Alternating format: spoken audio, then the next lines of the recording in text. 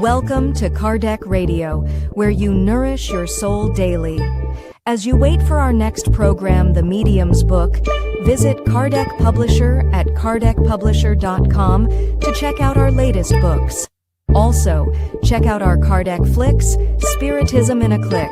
Just go to kardecflix.com. And now with you, our host, Dr. Vanessa Anceloni, with the program The Medium's Book. Enjoy it. Hello, dear friends, and welcome once again to another Medium's Book program. After having studied together about obsession and many other important topics that will deepen our understanding of the communication between both worlds, we will now, dear friends, devote our attention to understanding how to point to the identity of the communicating spirits. Have we ever wondered if there is a method on which we can rely to do so? Kardec had this very question in mind, and as he conducted mediumistic meetings at the Spiritist Society of Paris, as a wonderful researcher and educator, he didactically put chapter 24 of the Medium's Book together so that we could make use of the very tools which he experimented with. So let us then take advantage of Kardec's wisdom and learn together with him and with the illuminated spirits, shall we?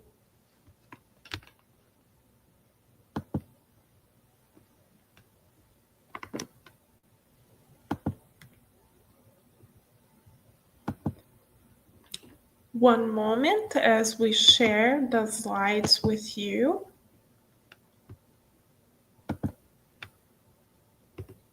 Okay, getting there. Okay, wonderful.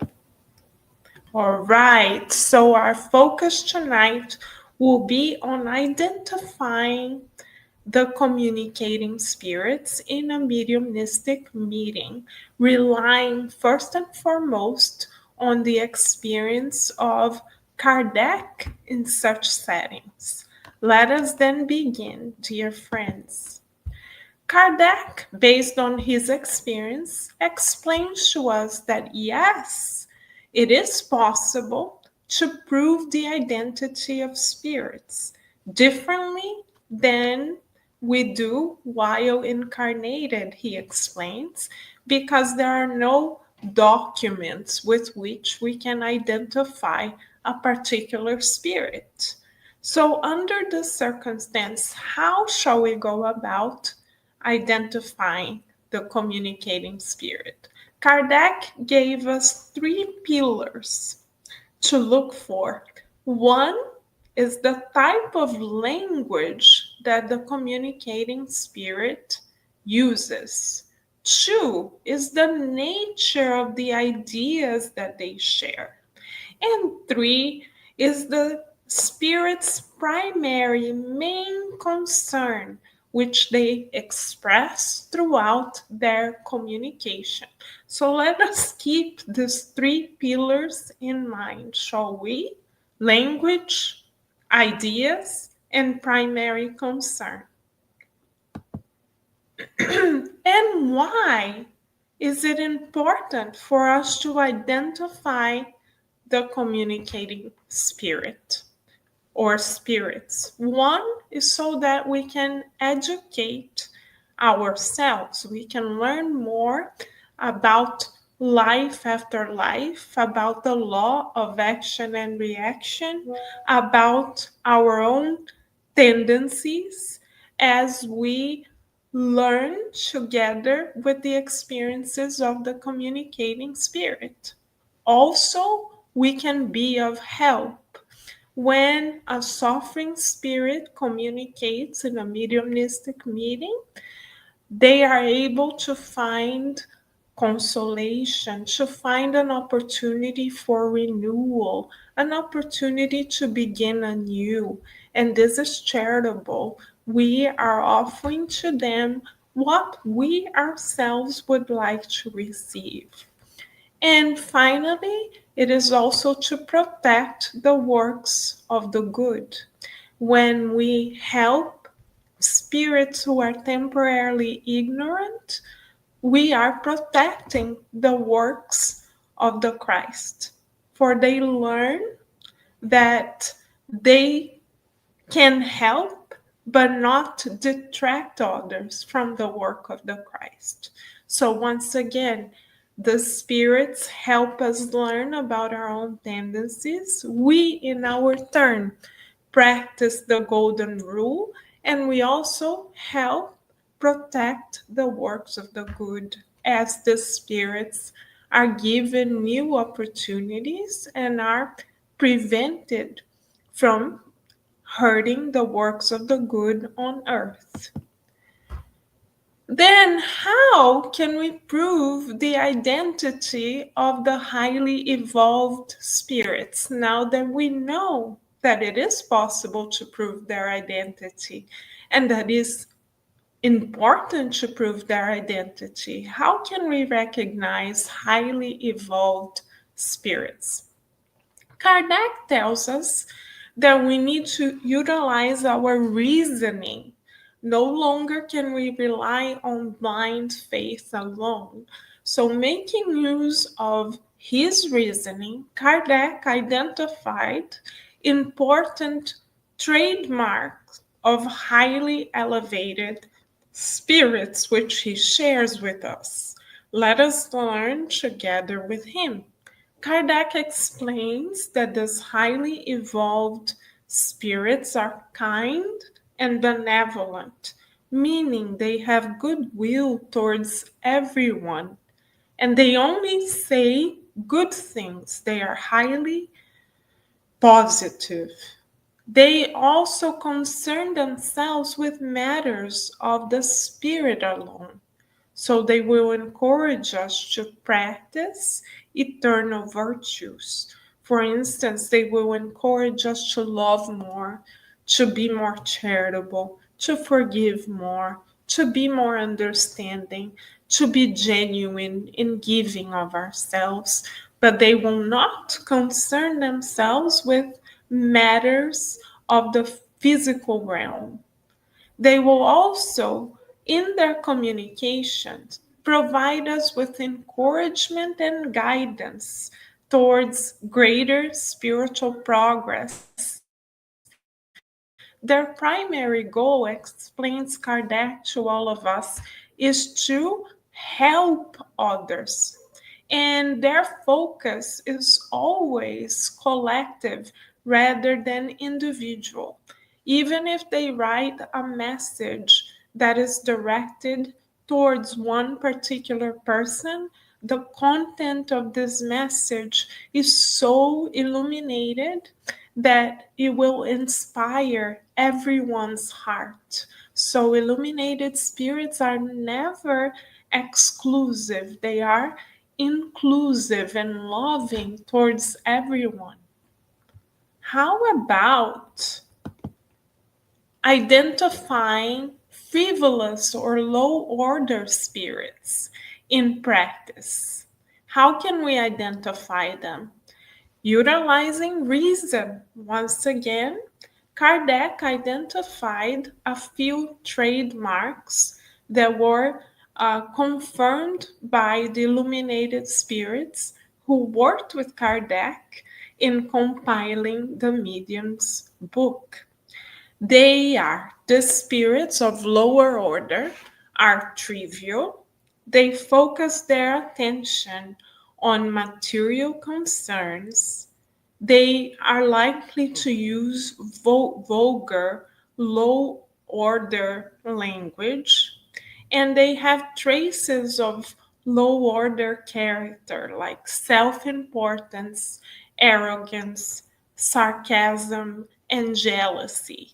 These are all characteristics of moral inferiority.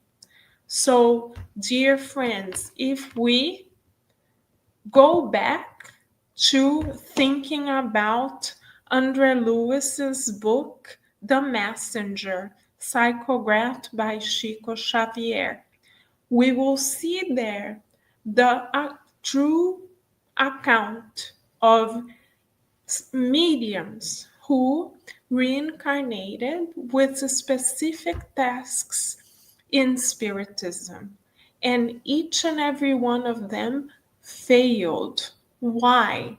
Because they concerned themselves with material matters rather than spiritualizing their existence. For instance, there was the case of a woman who had the particular task to dedicate herself to the works of a spiritist center, to become a practitioner. She was prepared for many, many years in the spiritual realm. However, once she reincarnated, she succumbed in fulfilling her task. Why? Because she gave greater importance to her own family rather than to the works of the Christ. She, whenever she was called upon to help at the Spiritist Center, she came up with excuses such as, oh, my partner does not like when I go. I cannot indispose myself with my family. I will be better off studying at home. So the spirits of lower order were able to influence her in prioritizing her blood family rather than the universal family. Does that mean that we cannot care for our blood family, the family where God placed us? No, beloved friends, of course we can care for our loved ones, but we cannot exclusively spend 24 hours caring for our loved ones alone. We are reincarnated to learn to become more and more selfless, meaning to reach out to others that are not immediately within our circle of action. And mediumship, as well as a spiritist center, are beautiful opportunities of redemption for us to practice this, for us to re-educate ourselves, for us to acquire new habits, to approach old conditionings with a new perspective. This is what this woman was invited to do. She was invited to leave aside her old conditioning in building new muscles of the soul in through doing the good. But she succumbed because when she felt pressure, she prioritized her immediate family rather than the universal family. How about us? Do we concern 24 hours of our day with material matters? This is a good question for you and I to meditate upon, because if we only concern ourselves with material matters 24/7, then we will automatically connect with frivolous spirits who are in the same frequency, in the same wavelength as we are. So if we would like to attune higher, we need to begin spiritualizing our existence, begin nourishing our souls and prioritizing helping others more so than helping ourselves, as modeled by Master Jesus. So, we highly recommend reading the real life accounts of the mediums in the book The Messengers, so we can study ourselves and see what kind of connections we are making. Let us continue then.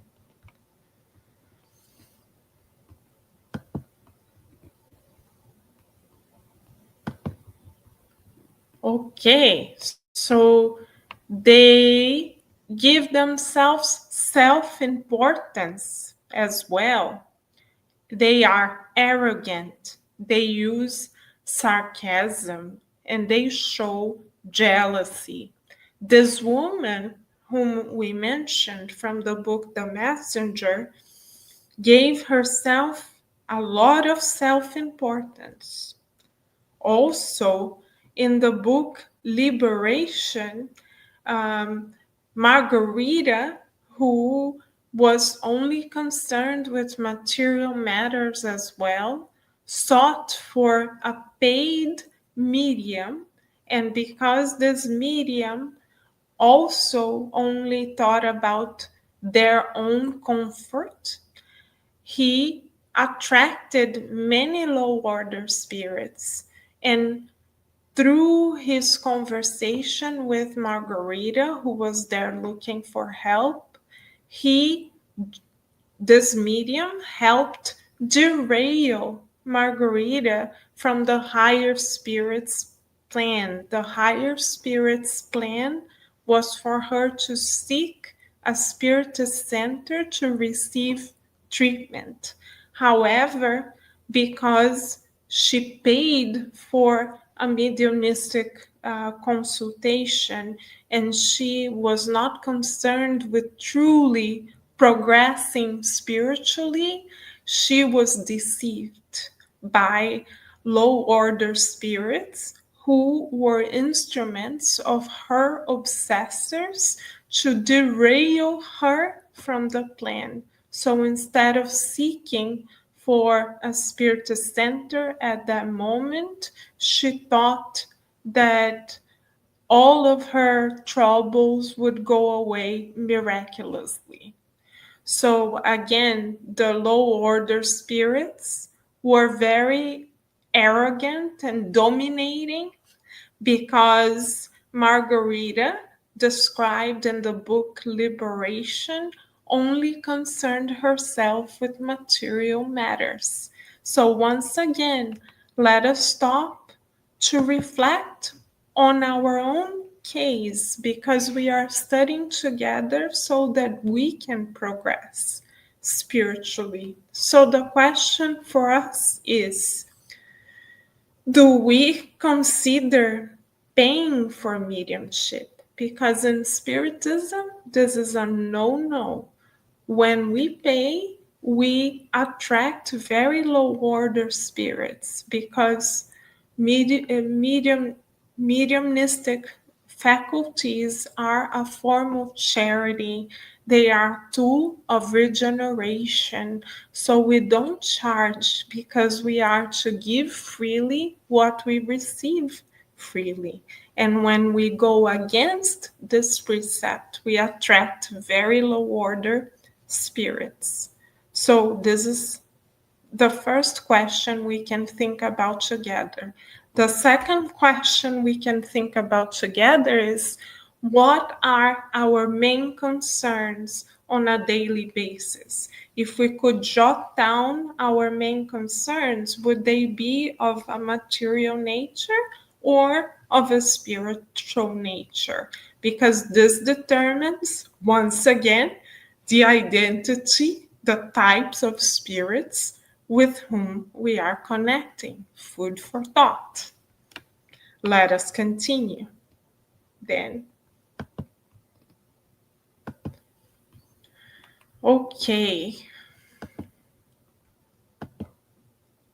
So, what are the characteristics of evil spirits? We talked about the characteristics of frivolous spirits, of highly evolved spirits, and now Kardec is guiding us to talk about the characteristics of evil spirits. According to Kardec's experience, they use exaggerated praise, they are authoritarian, they are exclusivists, and absolute in their opinion. And they require blind trust because they consider themselves to be owners of the truth.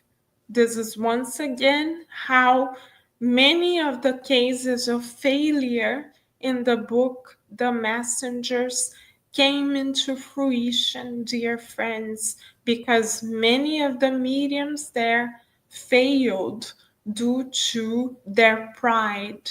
The low order spirits incited their vanity, saying to them that they are wonderful, that there's no one like them, that there's no point of comparison to them, and this is why they deserve recognition, this is why they deserve to rest, etc., etc. So, question once again for us, dear friends: do we expect to be praised and recognized when we make any effort to do the good? Because if we would like to feed our ego, if we have hidden agendas, then very likely we will attract low order spirits who like playing with our ego in order to derail us from becoming useful. Many have fallen into this ego centered trap in their practice of Christ centered mediumship. So let us pay attention to our own inner tendencies so that we can attune higher and higher. Right, dear friends? Let us then continue, shall we? So, what are the characteristics of good spirits? Excuse us. Kardec tells us, and the illuminated spirits tell us, St. Augustine in the Medium's book tells us that they, the good spirits, say much in a few words. They are clear and intelligible to everyone. Their goal is to provide guidance. So, this is how we identify the good spirits. They say much in a few words. Their message is very clear, and their sole goal is to provide us with guidance, and everything they say is good.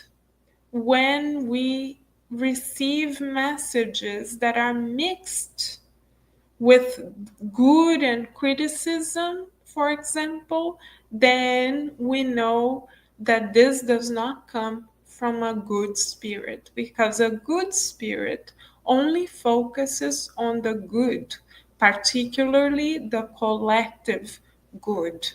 So, the more, dear friends, we ourselves get out of our comfort zone to focus on the collective good, the more we attract the company of the good spirits to our sides. So, another question for us: since good spirits do the good without expecting for recognition, being charitable by nature, why is it that sometimes highly evolved spirits identify themselves and appear in many places at the same time?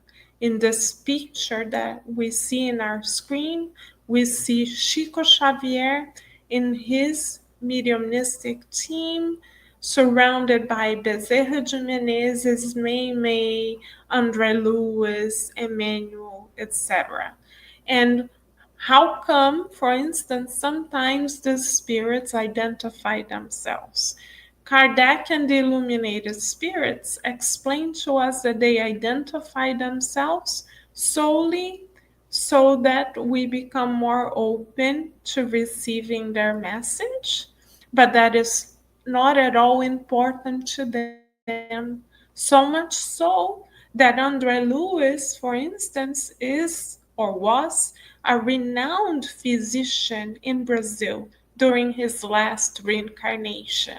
But he let go of that personality and of his name to adopt the pseudonym of André Luiz, because what matters to him now is not to be recognized for who he used to be, but rather to do the good for the sake of doing the good.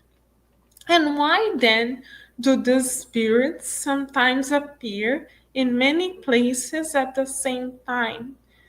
Because excuse us, because they have a legion of workers that operate in their name, and also their vibration is so loving and so all-encompassing that their reach is immense. Like Mother Mary, for instance, she is such an illuminated spirit that her legion is present everywhere. She is the mother of all of us.